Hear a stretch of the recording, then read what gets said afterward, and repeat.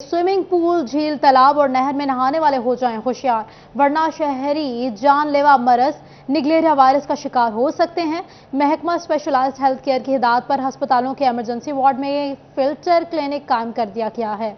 आपको अपडेट करें अहम खबर से। स्विमिंग पूल, झील, तालाब और नहर में नहाने वाले हो जाएं होशियार, इसी हवाले से बात करेंगे। हमारे साथ मौजूद हैं असदार हुसैन। असदार, बताइएगा क्या सूरत हाल देखी जा रही है, क्या कोई मरीज भी रिपोर्ट हुआ है, इस हवाले से भी बताइएगा। जी बिल्कुल, महकमा स्पेशलाइज्ड हेल्थ केयर की जानिब से निगलेरिया वायरस के हवाले से अस्पतालों में अहकाम जारी किए गए हैं। अलर्ट पाल में अब तक क्या कोई मरीज़ रिपोर्ट हुआ है और क्या इंतजाम किए गए हैं। हमारे साथ MS अलर्ट अस्पताल डॉक्टर फ़हीम यूसुफ साहब मौजूद हैं। सर बताएं, कोई पेशेंट रिपोर्ट हुआ है? जी, पिछले सालों की तरह इस साल भी जो है हेल्थ डिपार्टमेंट की तरफ से एडवाइज़री आई है नेगलेरिया एमीबियासिस के बारे में। हमने जो है इमीडिएटली अपना फ़िल्टर रूम मेडिकल इमरजेंसी में बना दिया है। इसके लिए तमाम इंतज़ामात मुकम्मल कर लिए गए हैं। अवेलेबिलिटी ऑफ मेडिसिन्स और डॉक्टर्स और स्टाफ की ट्रेनिंग जो है वो करवा दी गई है। मैं आपके तवज्जुह से बताना चाहता हूँ कि इस बीमारी का हमारे पास अभी तक कोई केस नहीं है। पैनिक होने की ज़रूरत नहीं है, सिर्फ एहतियात कीजिएगा। ये जो निगलेरिया एमीबियासिस है, ये बेसिकली ब्रेन ईटिंग अमीबा इसको कहते हैं। माइक्रोस्कोप से नज़र आने वाला अमीबा है और ये जो हमारे तालाब वगैरह हैं, झीलें हैं, स्विमिंग पूल्स हैं, वहाँ पे जो इन्फेक्टेड वाटर होता है वो जब आपके नाक के ज़रिए आपके ब्रेन में जाता है, ये जो निगलेरिया है, तो वहाँ पे जो ब्रेन की दीवारें हैं, तहें हैं, उनकी सोजन कर देता है। इसमें जो अलामात हैं उसकी 2 स्टेजेस हैं। जो पहली स्टेज है उसमें पेशेंट को बुखार महसूस होता है, उसके कै का आना और उसके साथ मतली वगैरह होती है और इसके साथ उसके सर के सामने वाले हिस्से में, जिसको फ्रंटल एरिया कहते हैं, वहाँ पे उसको शदीद हेडेक होती है। और जो स्टेज 2 होती है वो थोड़ी क्रिटिकल होती है, उसमें पेशेंट की जो गर्दन है वो जकड़ जाती है, उसके साथ जो उसको झटके महसूस होते हैं और उसका जो बेहोशी हो सकती है पेशेंट को। तो हमारे पास जो है इसका अभी तक कोई केस रिपोर्ट नहीं हुआ है और हमने अपने तमाम इंतज़ामात मुकम्मल कर लिए हैं। इसके लिए अगर किसी मरीज़ को इन अलामात जो है वो हों तो वो हमारे पास मेडिकल इमरजेंसी में 24/7 जो है उसकी फैसिलिटी मौजूद है। बहुत शुक्रिया आज़ादार अपडेट करने के लिए।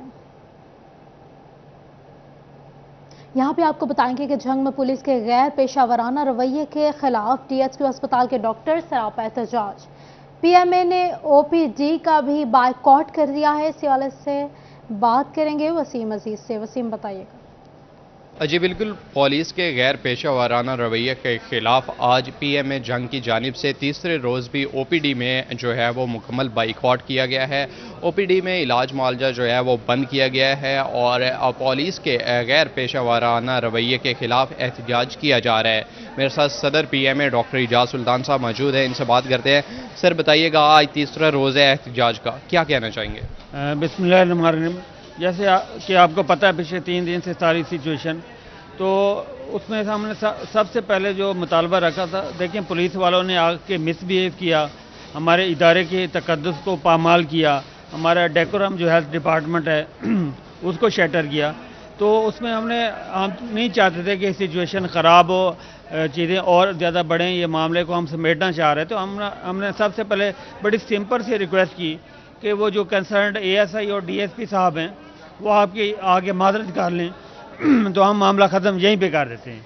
उसके बाद उससे फिर हमने थोड़ा सा बढ़ाया, हमने कहा एक रिटर्न अपॉलोजी DSP की तरफ से MS ऑफिस में आके जमा करा दे। बेशक खुद भी ना किसी के थ्रू जमा करा दे, लेकिन वो इतना एरोगेंट बिहेवियर पुलिस डिपार्टमेंट का कि हमारा इतने से वो उसके भी उनको कोई रिस्पॉन्ड नहीं किया। तो फिर मजबूरन हमारे पास कोई चॉइस नहीं थी कि देखें उसके बाद, और इन बातों पे बजाय उस पर अमल करने के उन्होंने इंक्वायरीज बिठाना शुरू कर दी। तो अब हम जो है अपने उस मौके पे हैं कि हम प्रोटेस्ट पे हैं और हमारा एहतजाज है, हम स्ट्राइक पे हैं। और अब हमारा मौक़िफ़ है कि जो कंसर्न पुलिस वाले हैं उनको मुअत्तल किया जाए और प्रॉपर डिपार्टमेंट इंक्वायरी की जाए और उनके खिलाफ एक्शन लिया जाए। बहुत शुक्रिया अपडेट करने के लिए वसीम। दूसरी जानिब फैसलाबाद में एपका मुलाजिमीन ने लीव इनकैशमेंट के खिलाफ एहतजाज का इंदिया दे दिया। एपका मुलाजिमीन 10 जुलाई को सेक्रेटरीट लाहौर में एहतजाज करेंगे। यूनियन रहनुमा कहते हैं कि मुतालबात की मंजूरी तक सरकारी दफातर में काम बंद रहेगा। इसी हवाले से बात करेंगे अब्दुल रहमान से। बताइएगा अब्दुल रहमान। तो बात करें यहाँ पर all Pakistan local government workers employees federation के हवाले से, तो यहाँ पर अपने मुतालबात के लिए सामने आ गए मुलाजम और लीव इनकैशमेंट और दूसरे दीगर जो उनके मसाइल है उसके लिए एहतजाज की कॉल दी गई है। तो यहाँ पर यूनियन रहनुमा मोहम्मद खान कल्लू हमारे साथ मौजूद है। कल साहब, कहाँ एहतजाज हो रहा है और क्या मुतालबात है, क्यों एहतजाज किया जा रहा है? गवर्नमेंट ने 1 जून से लीव इनकैशमेंट जो पहले हमें मिलती थी रनिंग बेसिक पे उसे कर दिया है इनिशियल स्टेज पे। ऐसे ही ग्रेजुटी पेंशन उसमें भी कट लगा दिया है। एक सरकारी मुलाजम के पास यही तो एक आसरा होता है कि आखिर में उसे ग्रेजुटी पेंशन जो मिलती है, ग्रेजुटी मिलती है या लीव इनकैशमेंट बनती है, उससे उसने अपने बच्चों की शादी करनी होती है। हम तो पहले ही पिसा हुआ तबका है, महंगाई के मारे हुए हैं। गवर्नमेंट को बार बार रिक्वेस्ट की लेकिन वो नहीं मारी। वफाक ने 35% इजाफा किया महंगाई के अलाउंस से, इन लोगों ने 30% किया। नंबर 1। नंबर 2, दूसरे नंबर पे जो बूढ़े पेंशनर हैं उन्हें इन लोगों ने 5% उसकी पेंशन में सिर्फ इजाफा किया है, जबकि वफाक ने 17.5% इजाफा किया। हम 10 जुलाई को जा रहे हैं। All Pakistan local government workers federation, एपका, अकीका, मुख्तलिफ तंजीमें, टीचर यूनियंस, बहुत सारे लोग हम जा रहे हैं। हम गवर्नमेंट का उस वक्त तक सेक्रेटरीट का मुहासबा करेंगे जब तक हमारे मुतालबात मान लीजिए जाते। बहुत शुक्रिया अपडेट करने के लिए। द्रास झेलम और दरिया चनाब में सैलाब का खतरा है। पानी की सतह मुसलसल बुलंद होने लगी है। मुमकिन सैलाब के पेश नज़र इंतजामिया ने फ्लड रिलीफ कैंप्स कायम कर दिए हैं। इसी हालत से बात करेंगे मोहम्मद रमज़ान मिर्जा से। बताइएगा रमज़ान। जी बिल्कुल, गुज़िश्ता 24 घंटे में 13,000 क्यूसेक जो है वो पानी की भी सतह बुलंद हुई है। और अगर हम पिछले सिर्फ 3 घंटे की बात करें तो मजीद जो है वो 2,000 क्यूसेक पानी जो है उसमें इजाफा हुआ है, जिसके सबब अंदेशा है कि आने वाले जो है वो दिनों में दरिया चनाब और झेलम में जो है वो सैलाब आ सकता है। इस हवाले से ज़िला इंतजामिया और तहसील इंतजामिया की जानिब से जो है वो इंतजामात को हतमी शक्ल दी जा रही है। दरिया के इर्द गिर्द 3 जगहों के ऊपर जो है वो इंतजामिया की जानिब से 3 रिलीफ कैंप्स जो है वो कायम कर दिए गए हैं, जिनमें मौजूदा जबुआना में मौजूद है, कोट शाकर में, और तीसरा जो है वो डिग्री कॉलेज 18 हजारी के अंदर जो है वो कैंप कायम कर दिया गया है, जहां पर महकमा सेहत, लाइफ स्टॉक और महकमा ज़राअत की टीमें जो है वो मौका पर मौजूद हैं, और जो कि न सिर्फ दरिया में बढ़ती हुई सतह को जो है वो मुसलसल मॉनिटर कर रही हैं, बल्कि इसके साथ साथ जो ज़िला इंतजामिया है वो जो मवासलात है उस निज़ाम को और जो सप्लाई चेन है, राशन की सप्लाई चेन है, उसके लिए भी इंतजामात को हतमी शक्ल दे रहे हैं। जी रमज़ान मिर्जा अपडेट कर रहे थे, शुक्रिया आपका।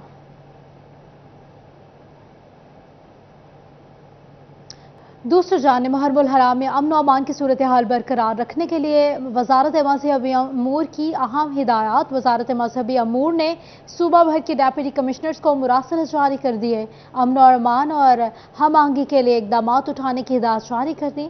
मुरासले में कहा गया है कि मजहबी रवादारी को बरकरार रखने के लिए राब्ता दफातर कायम किए जाएँ, तमाम मकातिब फ़िक्र के कायदीन से राब्ते किए जाएँ, अमन को फ़रोग दिया जाए। अमन व अमान बरकरार रखने के लिए ज़िला सतह पर इजलास मुनक्किद किए जाएँ।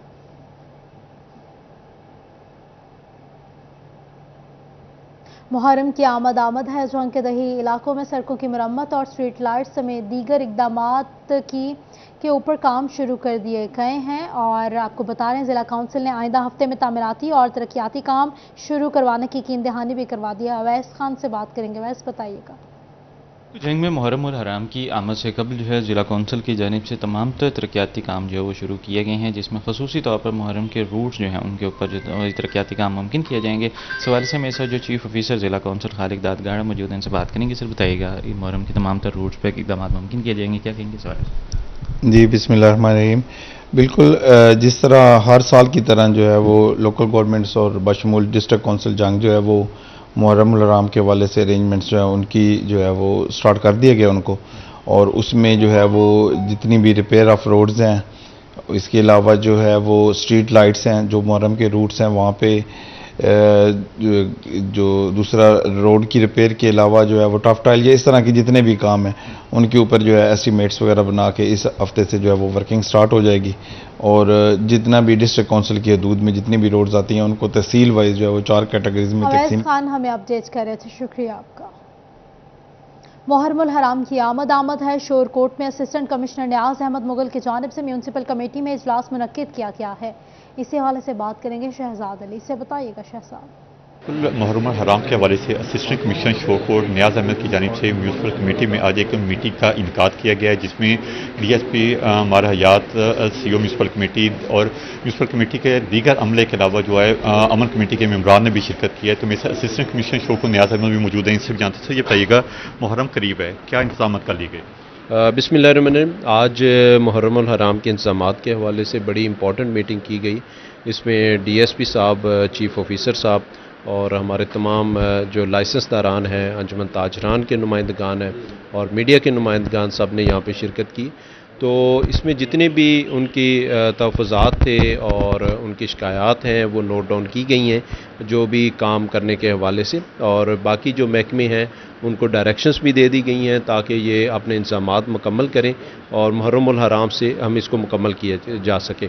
DSP मारा साहब भी मौजूद हैं, इनसे भी जानते हैं। ये बताइएगा, ये मुहर्रम में क्या क्या इंतजाम कर लिए गए हैं? दरबार है जहाँ पे ज़ायरीन आते हैं पूरे पाकिस्तान से, आपकी तरफ से सिक्योरिटी के क्या इंतजाम किए गए? तो मजालिस और जुलूस की सिक्योरिटी के हवाले से इंतजाम किए गए हैं। खारदार तारे लगा के गलियों को ब्लॉक किया जाएगा, वॉक थ्रू गेट का इस्तेमाल किया जाएगा। रेस्क्यू 112 की खिदमात फर्स्ट एड के लिए उनको साथ मिलाया जाएगा और ज़ायरीन के लिए शहजाद अली अपडेट करने के लिए। टोबा टेक्सिंग के शहरियों को पानी सप्लाई करने वाले हाउसिंग कॉलोनी वाटर वर्क्स का ट्रांसफार्मर जल गया। 3 रोज से घरों में पानी की फ्राहमी बंद है। इसी हवाले से बात करेंगे मुबशर हसन नकवी से, बताइएगा मुबशर। जी बिल्कुल, टोबा टेक्सिंग के इलाके जिना कॉलोनी, हड्डा रोडी और हाउसिंग कॉलोनी के मकीनों को 3 दिन से पीने का साफ पानी नहीं मिल रहा है, जिसकी वजह यह है कि वाटर वर्क्स हाउसिंग कॉलोनी का ट्रांसफार्मर जो है वो 3 रोज़ पहले जल गया, जिसकी मरम्मत नहीं हो सकी। और ये वजह है कि वाटर वर्क्स पर जो मशीनें हैं, मोटरें बंद पड़ी हैं, वाटर फिल्ट्रेशन प्लांट पर भी पानी नहीं आ रहा है और शहरियों को खासी मुश्किलात का सामना करना पड़ रहा है। इस हवाले से कुछ लोगों से बात भी करते हैं जो मुकामी अफराद उनसे जानते भी हैं। सर आप बताइएगा कि पानी कितने दिन से नहीं आ रहा, क्या परेशानी हो रही है? 4 दिन से हमें पानी नहीं मिला, ट्रांसफार्मर जला हुआ है, ना बावड़ा वाले बात सुन रहे हैं ना TMA वाले बात सुन रहे हैं। पानी वाले फिल्टर में भी पानी नहीं है, लोग पानी पीने को तरस चुके हैं। और 4 दिन से ऑफिसर हजरात हमारी बात नहीं सुन रहे। हम गाहे बगाहे और मुख्तलिफ ज़राए से CO साहब के पास गए हैं, बावड़ा वालों के पास गए, उन्होंने हमारी बात नहीं सुनी। इस शदीद गर्मी में लोग बिलबिला रहे हैं पानी की वजह से। फिर आप किस तरह गुजारा कर रहे हैं, क्योंकि पानी तो आज नहीं, मोटर तो बंद पड़ी हैं? दूसरे मोहल्लों में जाके पानी के फिल्टर लगे हुए हैं जहाँ पे, वहाँ से पानी कैनों में भर के लेके आ रहे हैं और हम यहाँ इस्तेमाल कर रहे हैं। अच्छा बिल्कुल, 3 इलाके हैं जहाँ के रहने वाले अफराद जो है वो मुश्किलात का शिकार भी दिखाई दे। बहुत शुक्रिया मुबशर अपडेट करने के लिए। दूसरी जानिब टोबा टेक्सिंग की जिला कचहरी बारिश का पानी खड़ा होने से नदी का मंजर पेश करने लगी। वकला और साइलिन को मुश्किलात का सामना करना पड़ रहा है। इसी हवाले से बात करेंगे अहमद नदीम से। अहमद बताइएगा। जी बिल्कुल, टोबा टेक्सिंग की ज़िला कचहरी बारिश का पानी जमा होने के बाद जो है वो नदी का मंजर पेश करने लगी। ज़िला कचहरी में जो है वो बारिश का पानी जमा होने से जो वकला और साइलिन दोनों परेशान है। वकला जो है वो वकला के चैम्बर यहाँ पर मौजूद हैं, ताहम बारिश का पानी जमा होने के बाद जो है वकला रोड पर बैठने पर मजबूर है। मेरा कैमरामैन आपको पीछे दिखा भी सकता है कि ये नदी का मंजर पेश कर रहा है। वकला जो है वो रोड पर जो है बैठे हैं। इस हवाले से जो वकला और साइलिन को किन परेशानियों का सामना है, हमारे साथ जो कुछ वकला मौजूद से बात भी करते हैं। सर आप बताइएगा कि पानी यहाँ पर जो कब से खड़ा है और बल्दिया की जानिब से इसकी निकासी के लिए कोई इकदाम नहीं किए गए? CO साहब हैं, वो आए दिन अगर कोई रोड एक दिन साफ़ कर लेते हैं तो वो 6-6 दिन तक उनकी जो है ना वो तस्वीरें सोशल मीडिया पर चढ़ाए रखते हैं। और गलियों का और बाज़ारों का ये जो हाल है बारिश की वजह से, आगे जो है वो डेंगू का मौसम भी है और इस लिहाज से इन्होंने अभी तक कतई तौर पर कोई दिलचस्पी जाहिर नहीं की। और ख़दशा है कि इसी तरह अगर उन्होंने लापरवाही का मुजाहरा किया तो आए दिनों में यहाँ पर जो है वो डेंगू फैलने का इंतहाई खदशा मौजूद होगा। 3 रोज़ से ये पानी खड़ा है मुख्तलिफ प्लाट्स के अंदर, इसका निकासी आपका कोई सिस्टम नहीं किया गया, तो लिहाजा हम डीसी साहब से भी गुजारिश करते हैं, इंतज़ामिया से भी रिक्वेस्ट करते हैं कि वो ये जो जहाँ पर साइलिन का हर वक्त तांता बंदा रहता है, वुकला बैठते हैं यहाँ पे, उनकी सेहत का ख्याल रखते हुए इस पानी को जो तूफ़ान का शिकार हो चुका है इसको फौरी यहाँ से रिमूव किया जाए। बहुत शुक्रिया करने के लिए। दूसरी जानिब फैसलाबाद ग्रीन लाइन्स क्लब और सुपीरियर कॉलेज सिटी कैंपस की मुश्तरका ईद मिलन पार्टी तालिबात ने ईद के मलबूसात पहनकर शिरकत की। तालिबात घर से मुनफरिद पकवान बनाकर लाई और असातिज़ा को पेश किए। इस हवाले से बात करेंगे जहांगीर अशरफ से। जहांगीर, बताइएगा। जी, फैसलाबाद ग्रीन लाइन्स क्लब और सुपीरियर कॉलेज सिटी कैंपस में आज ईद मिलन पार्टी का एहतमाम किया गया ताकि ईद की खुशियां जो है उनको सेलिब्रेट किया जाए और एक ऐसी गैदरिंग हो जिसमें ईद की खुशियों के हवाले से जो कलर्स हैं वो भी नज़र आएँ और उसके साथ साथ खाने पीने का यहाँ पर खूब एहतमाम किया गया तालिबात की तरफ से। स्टूडेंट मौजूद उनसे बात करते हैं क्या कहते हैं आज ईद मिलन पार्टी कॉलेज में, और यकीनी तौर पर छुट्टियाँ भी हैं और ईद के बाद ईद का समा है आज कॉलेज में, क्या कहती हैं? अस्सलाम वालेकुम। जैसा कि आज ईद मिलन पार्टी है, सब स्टूडेंट्स आए हैं। स्टडी के साथ साथ ऐसी को करिकुलर एक्टिविटीज़ का होना बहुत ज़रूरी है जिसकी वजह से बच्चे बोरियत ना फील करें, बोर ना हों, और हर स्टूडेंट डिशेस बना के लाए हैं, होममेड डिशेस हैं, बहुत मेहनत से बना के लाए हैं और खूब इंजॉय कर रहे हैं। जी, आप बताएं ईद के हवाले से आज कौन कौन से यहाँ पर आपने डिशेस जो हैं वो अपने असातिज़ा को सर्व किए, अपने फेलोज़ के साथ एंजॉय किया? जिस तरह के सबसे ज़्यादा जो फेमस होता है biryani, pulao, beef pulao and mutton pulao, उसके अलावा शामी कबाब, चपली कबाब, एंड काफ़ी बच्चों ने मतलब उसको एडजस्ट किया हुआ था फास्ट फूड में, जैसे कि मैक्रोनी बनाए हुए थे, पास्ता, पिज़्ज़ास एंड बर्गर्स वगैरह। और बिल्कुल ईद के हवाले से चूँकि बड़ी ईद पे गोश्त ना हो ये हो ही नहीं सकता, तो यहाँ पर गोश्त की काफ़ी डिशेस के साथ साथ फास्ट फूड भी था। प्रेसिडेंट मौजूद हैं फैसलाबाद ग्रीन लाइन्स क्लब के, जाहिद बट, उनसे बात करते हैं। सर, बताइएगा कि आज फैसलाबाद लाइन्स क्लब और सुपीरियर कॉलेज मुश्तरका तौर पर जॉइंट वेंचर के तौर पर ईद मिलन पार्टी कैसी रही? जी, बिस्मिल्लाहिर्रहमानिर्रहीम। आज ये इवेंट ग्रीन लाइन्स क्लब का जो हमने यहाँ पे कंडक्ट किया है, माशाल्लाह बहुत अच्छा एक इवेंट था। क्लब्स को जो है वो बेसिकली सोशल बाइंडिंग में भी आना चाहिए। बहुत से क्लब जो है वो सिर्फ सोशल वेलफेयर पे फोकस करते हैं, लेकिन सोशल बाइंडिंग जो है बच्चों के स्टेज पर बहुत ज़्यादा ज़रूरी है, और बच्चे एक स्टेज में जाकर पढ़ के थोड़ा थक जाते हैं, उनके लिए रिफ़्रेशमेंट का ये जो पहलू लेकर आना, और मैं समझता हूँ कि ये क्लब के लिए और दूसरे क्लब्स के लिए बड़ी खुशाइंद बात है कि वो इन बच्चों के साथ टाइम स्पेंड करें और सोशल बाइंडिंग में इनको लेकर आएँ। और भी मेंबर्स मौजूद हैं। सर, आप बताएं कि बच्चों के साथ इस तरह की गैदरिंग कितनी ज़रूरी है ताकि बच्चों को मोटिवेशन मिले सोसाइटी में, क्योंकि वो लोग लायंस क्लब में आते हैं जो अपनी सर्विसेज दे रहे होते हैं, तो बच्चों के लिए यकीनी तौर पर मोटिवेशन होती है, उनको मैसेज मिलते हैं ऐसे ताकि मुस्तकबिल में उनका अपना माइंडसेट बने कि वो किस तरह से अपनी प्रैक्टिकल लाइफ गुजारेंगे। जी, बहुत शुक्रिया। जैसे भट्ट साहब ने अभी फरमाया है कि एक सोशल बाइंडिंग होना बहुत ज़रूरी होती है। ये जो इस किस्म के इवेंट्स होते हैं, आज उन्होंने बड़ा अच्छा इवेंट अरेंज किया, ऑर्गेनाइज़ किया, हमने विजिट किया और तरह तरह के खाने जैसे बच्चों ने बताए हैं। ये इनकी एक फेलोशिप का एक नया तरीका है, इनको इकट्ठा करने का, इनका माइंड फ्रेश करने का। माइंड फ्रेश होगा, ये अच्छा काम करेंगे, अच्छा स्टडी करेंगे, अच्छी स्टडी करेंगे।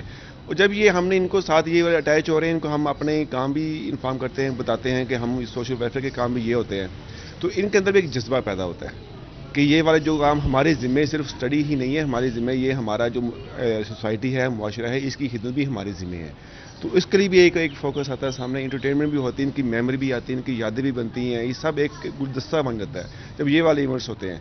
इस तरह ये वाले इवेंट्स चलते रहने चाहिए ताकि इनके आपस में फेलोशिप बढ़ती रहे बच्चों की। बिल्कुल, यकीनी तौर पर इस तरह के इवेंट्स होने चाहिए जहाँ पर ज्वाइंट वेंचर्स जहांगीर हमें अपडेट कर रहे थे, शुक्रिया आपका। चिन्योट से ताल्लुक़ रखने वाले नौजवान अताउल करीम का इंडोनेशिया में कारोबारी एजाज़। अताउल करीम को किंग ऑफ कारपोरेट्स के टाइटल से नवाज दिया गया है। इस हवाले से बात करेंगे वकार घुमन से। आज चिन्योट से ताल्लुक़ रखने वाले नौजवान अताउल करीम ने इंतहाई कम उम्र में इंडोनेशिया में अपने जो कारपेट का कारोबार है उसको ऐसे बढ़ाया कि इंडोनेशिया की हुकूमत ने उनको किंग ऑफ कारपेट का टाइटल दिया है। इस वक्त हमारे साथ मौजूद हैं, उनका जो सफ़र है उस बारे में जानते हैं। कितना अरसा हो गया आपको इंडोनेशिया में, कब से ये कारोबार कर रहे हैं, किस तरह आप इस कम उम्र में इस हद तक पहुँचे हैं? जी अस्सलाम वालेकुम जी। मेरे वाला साहब को 30 साल हो गए इंडोनेशिया में और मुझे 15 साल हो गए इंडोनेशिया में, और अल्लाह के ख़ास वजह से शुक्र अदा करके अपनी ज़िंदगी गुजारी है। यहाँ से पाकिस्तान से तो नियत हिजरत करके गए थे और उस मुल्क ने बहुत इज़्ज़त दी, और पर जितनी भी इज़्ज़त दी पर पाकिस्तान तो पाकिस्तान है, पाकिस्तान जिंदाबाद। हमारे हमेशा दिल में रहता है पाकिस्तान। जब भी किसी प्रोग्राम में शामिल होते हैं तो ये कोशिश करते हैं कि पाकिस्तानी कपड़े पहन के जाएँ, शलवार कमीज़ पहन कर जाएँ, और जैसे किसी मेहमान को जब हम दावत करते हैं तो ये कोशिश करते हैं कि बजाय लोकल खाना खाएँ तो हम पाकिस्तानी खाना खिलाते हैं उनको, ताकि उनको ज़्यादा से ज़्यादा पाकिस्तान के बारे में पता लग सके। बाकी स्ट्रगल तो हर कोई ज़िंदगी में करता है और करते रहना चाहिए। अवार्ड किस तरह मिला? पाकिस्तानी कारपेट वहाँ पे बेचते हैं या दूसरे ममालिक से मंगवा के बेचते हैं? पाकिस्तान से भी आते हैं, तुर्की से भी आते हैं, ईरान से भी आते हैं, तो पाकिस्तान से भी हमने रखे हुए हैं। और अवार्ड इस तरह मुझे मिल गया कि मैंने, आपको पता है जैसे आजकल सोशल मीडिया का दौर है, सोशल मीडिया का मैंने अपनी तरफ से पूरी कोशिश करके पॉजिटिव इस्तेमाल किया, और वहाँ इंडोनेशिया की कोई ऐसी सेलिब्रिटी नहीं जिसके साथ मैंने कोलेब्रेशन ना की हो, उनसे मैंने कोलेब्रेशन की। इस तरह करते करते ऐसा कोई तबका नहीं छोड़ा मैंने जिससे कोलेब्रेशन ना की हो। इस तरह इंडोनेशिया में ये कह सकते हैं कि एक दफ़ा बल्ले बल्ले हो गई थी अल्हम्दुलिल्लाह, अल्लाह के ख़ास वजह से कि काफ़ी ज़्यादा कोलेब्रेशन की। तो अल्लाह मियां ये हमारे मुल्क के लिए भी फ़ायदेमंद करें, आप मेरे लिए दुआ करें। सोशल मीडिया पे ये इंडोनेशिया में काफ़ी पॉपुलर है, वहाँ पे सेलिब्रिटी हैं, इनकी काफ़ी ज़्यादा वीडियोस जो इन्होंने अपनी शॉप पे कारपेट के साथ बनाई थी वो वायरल हुई, जिसके बाद मुख्तलिफ जो पॉलिटिशियंस हैं, अदाकार हैं, यानी कि जो भी वहाँ की सेलिब्रिटीज़ थी उनके साथ इनकी काफ़ी कोलैबोरेशन रही, और वहाँ पे इन्होंने पाकिस्तान का भी बड़ा जो सॉफ्ट इमेज है उसको सामने लाया, और ख़ास तौर पे पाकिस्तानी कल्चर के हवाले से भी इन्होंने काफ़ी वहाँ पर प्रमोशन की। और इनके इस कम उम्री में एंटरप्रेन्योरशिप में जो इनकी स्ट्रगल थी, इस पर जो इंडोनेशियन गवर्नमेंट है उनकी जानिब से बहुत शुक्रिया वकार अपडेट्स करने के लिए।